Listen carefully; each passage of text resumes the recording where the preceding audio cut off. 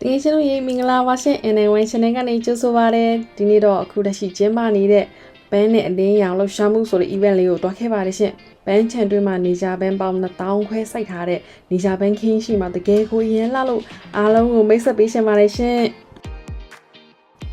ဒီနေရာလေးကိုသွားမယ်ဆိုရင်တော့အနည်းဆုံးဘူတာကတော့ခါဆိုင်လင်းကိုက်ခိုးရန်လို့ခေါ်တဲ့ဘူတာလေးဖြစ်ပါတယ်ရှင်ဘူတာကနေထွက်လိုက်တာနဲ့ဒီ event လေးကိုကျင်းပနေတဲ့ဘန်းချန်ကိုမြင်ရပါမယ်ရှင်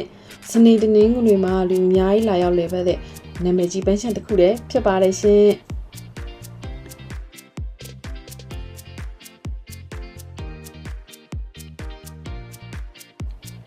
ကားနဲ့လာမယ်ဆိုရင်လည်းပဲကားပါကင်နေရအစီး180ကျော်စာရှိတဲ့အတွက်ကြောင့်မလို့ကားနဲ့လာတာလည်းအဆင်ပြေပါတယ်နော်နေချာပန်းခင်းကတော့ပန်းချန်ထဲမှာရှိတဲ့ရဟတ်ရင်ကြီးရဲ့မျက်နှာချင်းဆိုင်မှာရှိပါတယ်အားကြောင့်မလို့ပန်းချန်ထဲမှာဝင်လာပြီဆိုရင်ရဟတ်ရင်ရှိတဲ့ဘက်ကိုလမ်းလျှောက်သွားလိုက်ရုံပါပဲရှင်ပန်းချန်ကတော့တော်တော်လေးကိုချိန်မှအတွင်းမှာသူတို့ကတော့အချိုရည်ရောင်းတဲ့ဆက်တွေထားပေးပေမဲ့လည်းပဲခါလေးကျတော့လူများတော့အချိုရည်တွေကကုန်တာမျိုးတွေရှိတဲ့အတွက်ကြောင့်မလို့ပူတာနီးရရှိရဲ့ convenience store မှာကြိုးဝယ်လာတာပိုကောင်းလိုက်မယ်လို့ထင်ပါတယ်ရှင်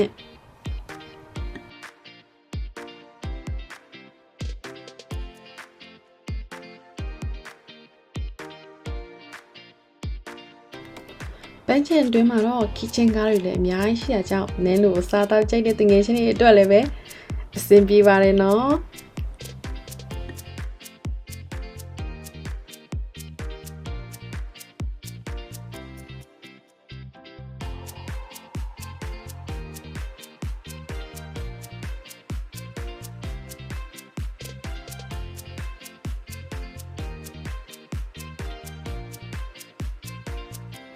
နန်းနူကကြတော့8လပိုင်းတရက်နေ့မှာသွားခဲ့တယ်အဲ့ချိန်တော့လေနေကြပန်းနေရလေအဲ့လောက်ကြီးမပွင့်နေဘူးလားအဲ့ကြောင့်မလို့တငယ်ချင်းတွေသွားမယ်ဆိုရင်နောက်ပတ်သွားရင်တော့ပွင့်မှအရင်လာမယ့်အချိန်ဖြစ်ပါတယ်လို့ထင်ပါတယ်နောက်ပြီးကြရင်သူတို့ကညဖက်ကြရင်ဒီမီးအောင်လေးနဲ့လှအောင်လုပ်ပေးထားတာကြောင့်မလို့ညဖက်လာကြည့်ရင်လည်းပဲနေဖက်နဲ့မတူတဲ့အလားအမျိုးကိုခန်းစားလို့ရပါတယ်ရှင်တက်ပုံရိုက်ဖို့အတွက်လည်းပဲအရန်ကောင်းတဲ့နေရာလေးပါသူတို့ကဒီပွဲကိုကျင်းပပေးတဲ့ကာလကြတော့9လပိုင်း31ရက်နေ့ကနေ10လပိုင်း16ရက်နေ့ထိဆိုတော့အချိန်ကလေတော်တော်လေးကိုတိုးရယ်နော်အဲကြောင့်မလို့ဒီငယ်ချင်းတို့အချိန်ရရင်လည်းတော်လေကြည့်ကြပါနော်ဒီငယ်ချင်းတို့ဒီဘန်းချန်ကတော့နေရာဘန်းတင်မဟုတ်ဘဲနဲ့သူကတိုကျိုပေးပင်လယ်ကမ်းဆက်နေတဲ့နီးတဲ့ဘန်းချန်လေးဖြစ်ပါတယ်အကျယ်ကတော့စတူရဲမီတာ8သိန်းကျော်ရှိပါတယ်ဒီဘန်းချန်အတွင်းမှာဆိုရင်တခြားကြည့်လို့ရတဲ့ဟာဆိုရင်ငါးပြားတိုက်ရှိရယ်နောက်မှအခုနရဟတ်ရင်ကြီးပေါ့နော်စီလို့ရနောက်မှငှက်လေးတွေလည်းလေ့လာကြည့်ရှုနိုင်တယ်ပြီးကြတော့ဘာဘီကျူရီရလည်းရှိရယ်နေရာတွေအများကြီးရှိတဲ့အကြောင်းလို့ပြောစရာအရန်ကောင်းတဲ့နေရာလေးတစ်ခုဖြစ်ပါတယ်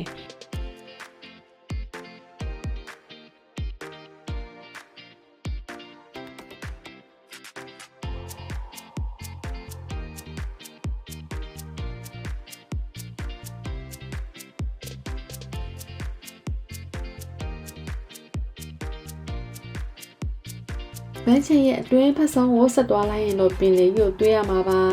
နောက်ပြီးကြတော့ဒီလိုနေရာဒီချိန်မှာဆိုရင်ပင်လေထဲမှာရေစင်းဆော့တဲ့လူတွေလည်းအများကြီးရှိပါတယ်သူတို့ကကြတော့ရေစင်းဆော့ပြီးရေချိုးနိုင်တဲ့နေရာကိုလည်းလှုပ်ထားပေးတဲ့အတွက်ကြောင့်မလို့စိတ်ချလက်ချဆော့လို့ရပါတယ်နော်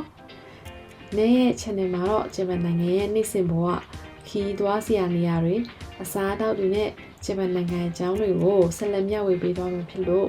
မင်းရဲ့ channel လေးကို subscribe လေးလုပ်ပေးပါနော် like နဲ့ comment လေးကိုလည်းရေးခဲ့ပေးပါရှင်